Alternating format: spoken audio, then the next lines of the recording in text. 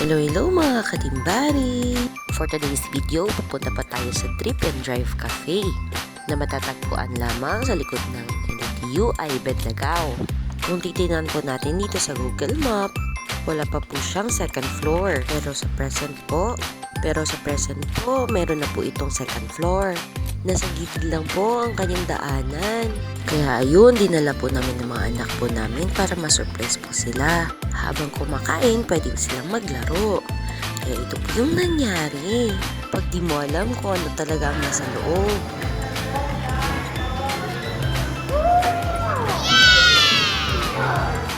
So ayun, habang naghihintay po kami ng aming turn, nag-order na po kami ng aming food. Pila-pila po pala ang peg dito guys.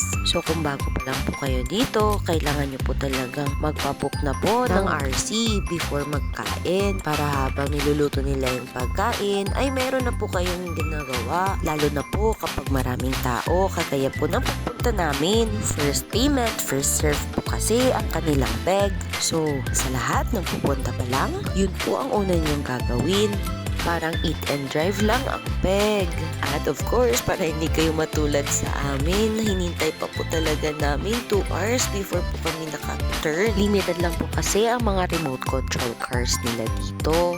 At pwedeng pong gawin na kumain dito sa gilid ng mga cars habang naglalaro. Sobrang nakaka-enjoy talaga guys. Habang kumakain, ay meron po kayong ginagawang laro. At sobrang hindi lang pa talaga ito pang bata, kundi nakaka-enjoy din pati sa matatanda. Kaya sa mga bata and matatanda na gustong mag-family bonding, tara na dito sa Trip and Drive Cafe, General Santos City.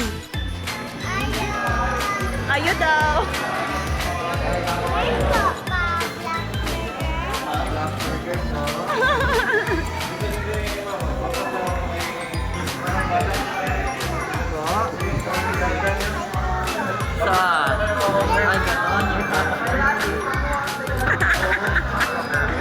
Okay po! And yes mga katimbari, kagaya po ng ginawa ni Jojo dito, nakakaintriga po talaga ang mga food nila dito. Lalong-lalo na ang kanilang black burger. So yun lang po muna. Bye!